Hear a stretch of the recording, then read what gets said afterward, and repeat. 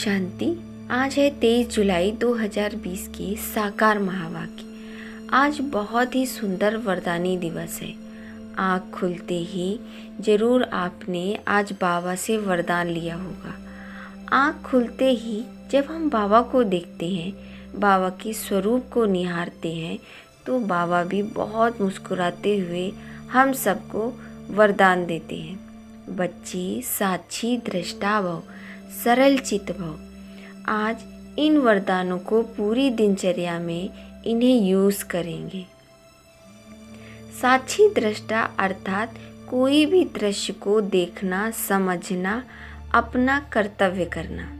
कोई भी दृश्य को देखते हुए अपना कर्तव्य करना, लेकिन तुरंत प्रतिक्रिया ना करना।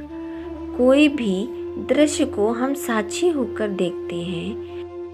आज वरदानी दिवस पर बहुत ही सुंदर बात बाबा पक्की करा रहे हैं कि बच्चे, आप बाबा के पास देवता बनने के लिए आए हो, तो आप में जरा भी क्रोध नहीं होना चाहिए। अगर क्रोध आए भी तो क्या करना चाहिए? बाबा के द्वारा दी गई विधियां यूज़ करेंगे। वो कौन सी विधियां हैं? वो विधियां हैं, अगर कोई बात आए तो उस बात को पोस्टपोन कर दो। किसी बात से क्रोध आए तो उस बात को पोस्टपोन कर दो। अभी नहीं, 1 घंटे बाद सोचेंगे। पोस्टपोन करेंगे तो आप में ताकत आ जाएगी और फिर आपको भी उसी बात पर क्रोध नहीं आएगा। बाबा ने कहा, आप स्नेह के सागर के बच्चे हो, आपको जरा भी क्रोध नहीं करना है। साथ साथ बाबा ने जीवन की कीमत बताई कि जीवन बहुत वैल्यूबल है।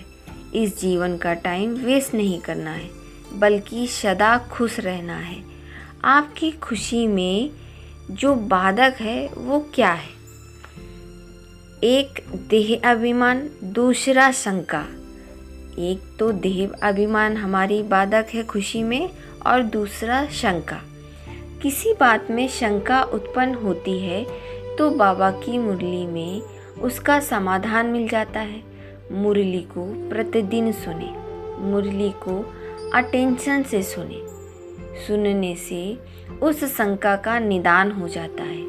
बाबा कहते हैं, कोई भी शंका वाली बात है तो बाबा से पूछो, बाबा आपको बताएंगे। और देह अभिमान में नहीं आना है, देही अभिमानी बनना है। बाबा ने कहा तो दिल से बाबा को याद करो, कभी बाबा को छोड़ने का ख्याल ना आए। बाबा कहते हैं, कई बच्चे तो आश्चर्य सुनंती कथंती फिर भागंती हो जाते हैं। बाबा का मतलब है, वो मेरे पिता हैं, मैंने उनको अपना हाथ दिया है, उनका हाथ हमने पकड़ा है, तो उनके हाथ को कभी छोड़ना नहीं है। बाबा की इन महावाक्यों में बाबा की मीठी बात, आज बहुत मीठी बात पक्की कराई है कि आपको क्रोध नहीं करना है। साथ साथ अपने स्वधर्म में रहकर हर कार्य करना है। कभी भी बाबा को छोड़ने का ख्याल नहीं करना है। अब सुनते हैं मुरली को विस्तार से। मीठे बच्चे, ये तुम्हारा जीवन बहुत अमूल्य है, क्योंकि तुम श्रीमत पर विश्व की सेवा करते हो। इस हेल को हेवन बनाते हो, इस नरक दुनिया को हम स्वर्ग बनाते हैं। प्रश्न है, खुशी गायब होने का कारण तथा उसका निवारण क्या है? जो हमारी खुशी गायब हो जाती है, उसका निवारण क्या है? उत्तर है, खुशी गायब होती है देह अभिमान में आने के कारण। दिल में जब कोई शंका पैदा हो जाती है तो खुशी गुम हो जाती है। इसलिए बाबा राय देते हैं, जब भी कोई शंका उत्पन्न हो तो फौरन बाबा से पूछो। देही अभिमानी रहने का अभ्यास करो तो सदैव खुश रहेंगे। ओम शांति। ऊंचते ऊंच भगवान और फिर भगवान उवाच, बच्चों के आगे मैं तुमको ऊंचते ऊंच बनाता हूँ, तो तुम बच्चों को कितनी खुशी होनी चाहिए। समझते हो बाबा हमको सारे विश्व का मालिक बनाते हैं। मनुष्य कहते हैं, परम पिता परमात्मा ऊंचते ऊंच। बाबा खुद कहते हैं, मैं तो विश्व का मालिक बनता नहीं हूँ, भगवान वाज है। मुझे मनुष्य कहते हैं ऊंचते ऊंच भगवान, और मैं कहता हूँ कि मेरे बच्चे ऊंचते ऊंच हैं। सिद्ध कर बताते हैं, पुरुषार्थ भी ड्रामा अनुसार कराते हैं। कल पहले मुआफिक बाप समझाते रहते हैं, कुछ भी बात ना समझो तो पूछो। मनुष्य को तो कुछ पता ही नहीं है, दुनिया क्या है, वैकुंठ क्या है। भल कितने भी कोई नवाब मुगल आदि होकर गए, भल अमेरिका में कितने भी पैसे वाले आए, परंतु इन लक्ष्मी नारायण जैसे तो कोई हो ना सके। वह तो व्हाइट हाउस आदि बनाते हैं, परंतु वहाँ तो रत्न जड़ित गोल्डन हाउस बनते हैं। स्वर्ग में जो हमारे महल बनेंगे वो गोल्डन जड़ित हाउस बनेंगे। उनको कहा ही जाता है सुखधाम। तुम्हारा ही हीरो हीरोइन का पार्ट है, तुम डायमंड बनते हो। गोल्डन एज थी, अब है आयरन एज।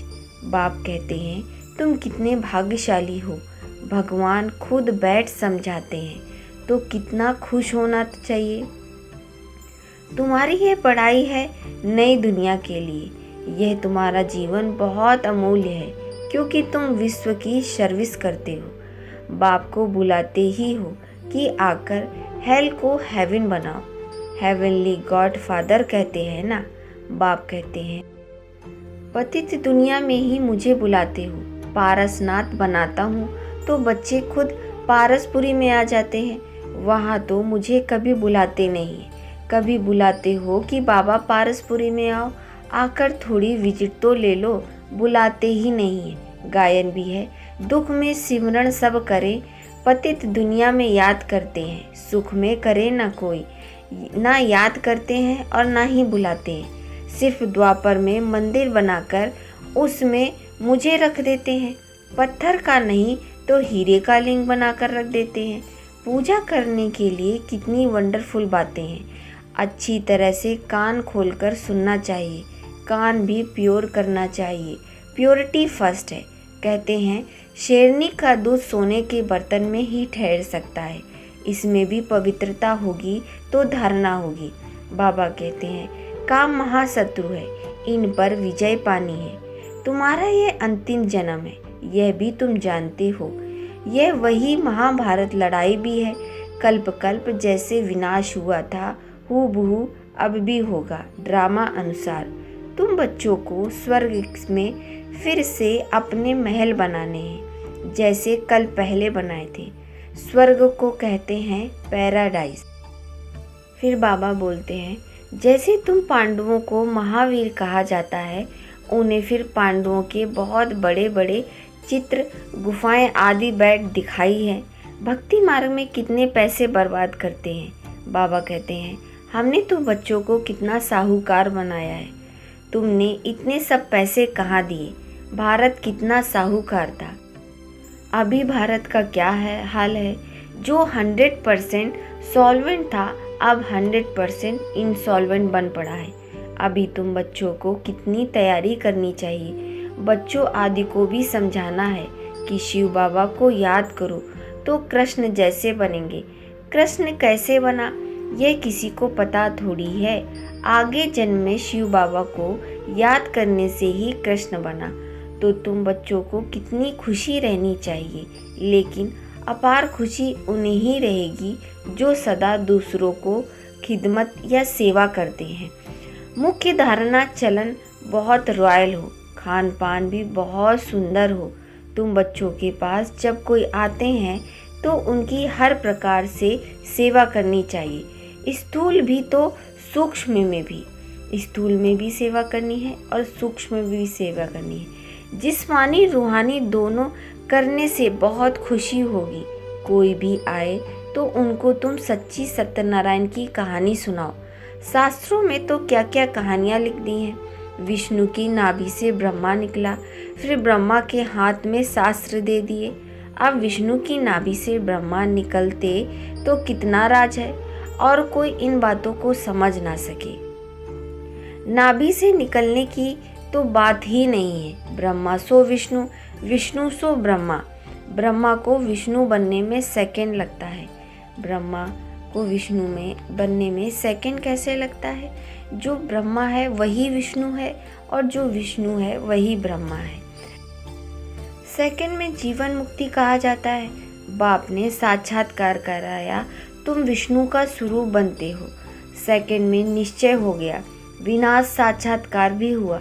नहीं तो कलकत्ता में जैसे राजाई ठाठ में रहते थे, यहाँ पर बाबा ब्रह्मा बाबा के बारे में बता रहे हैं कि ब्रह्मा बाबा को कैसे साक्षात्कार कराया, कि कैसे वो विष्णु बनेंगे, फिर कैसे दुनिया का विनाश होएगा। कलकत्ता में बाबा राजसी ठाठ से रहते थे, कोई तकलीफ नहीं थी, बड़ी रॉयल्टी से रहते थे। अब बाप तुम्हें यह ज्ञान रत्नों का व्यापार सिखलाते हैं। बाबा को सारा साक्षात्कार कराया। अभी तुम अच्छी रीति जानते हो, कल पहले जिन्होंने राज्य लिया है वे जरूर आएंगे। बाप कहते हैं, मैं भी कल्प कल्प आकर भारत को स्वर्ग बनाता हूँ। पूरा 84 जन्मों का हिसाब बताया है। सतयुग में तुम अमर रहते हो, वहाँ अकाले मृत्यु होती नहीं है। शिव बाबा काल पर जीत पहनाते हैं, कहते हैं मैं कालों का काल हूँ। कथाएं भी है ना, तुम काल पर विजय पाते हो। तुम जानते हो अमरलोक में ऊंच पद पाने के लिए एक तो पवित्र बनना पड़े, दूसरा फिर दैवी गुण भी धारण करने पड़े। अपना रोज पोता मेल रखो। रावण द्वारा तुमको घाटा पड़ा है, मेरे द्वारा फायदा हुआ है। व्यापारी लोग इन बातों को अच्छी रीत समझेंगे। यह ज्ञान रत्न कोई विरला व्यापारी इनसे व्यापार करे। तुम व्यापार करने आए हो, कोई तो अच्छी रीत व्यापार कर स्वर्ग का सौदा लेते हैं। 21 जन्म के लिए 21 जन्म भी क्या है, 50-60 जन्म तुम बहुत सुखी रहते हो, पद्मपति बनते हो। देवताओं के पैर में पद्म दिखाते हैं ना, अर्थ थोड़े ही समझते हैं। तुम अभी पद्मपति बन रहे हो तो तुमको कितनी खुशी होनी चाहिए। बाबा कहते हैं, मैं कितना साधारण हूँ, तुम बच्चों को स्वर्ग में ले जाने आया हूँ। बुलाते भी हो, पतित पावन आओ, आकर पावन बनाओ। पावन रहते हैं ही सुखधाम में। सूक्ष्म वतन की कोई बात ही नहीं। बाकी ये सृष्टि चक्र कैसे फिरता है वह तुम जान गए हो। सतयुग में लक्ष्मी नारायण की निनाष्टि थी। ऐसे नहीं एक ही लक्ष्मी नारायण सिर्फ राज्य करते हैं, वृद्धि तो होती है ना। फिर द्वापर में वही पूज्य सो फिर पुजारी बनते हैं। मनुष्य फिर परमात्मा के लिए कह देते हैं, आप ही पूज्य आप ही पुजारी। जैसे परमात्मा के लिए सर्वव्यापी कह देते हैं। इन बातों को तुम ही समझते हो। आधा कल्प तुम गाते आए हो ऊंच ते ऊंच भगवान, और अब भगवान उवाच ऊंच ते ऊंच बच्चे हो। तो ऐसे बाप की राय पर भी चलना चाहिए। गृहस्थ व्यवहार भी संभालना है। यहाँ तो सब रह ना सके। बाबा कहते हैं, मधुबन में सब रह ना सके, गृहस्थ व्यवहार भी करना है।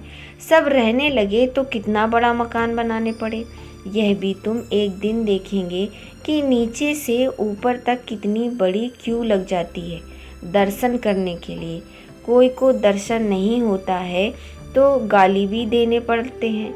समझते हैं महात्मा का दर्शन नहीं करें।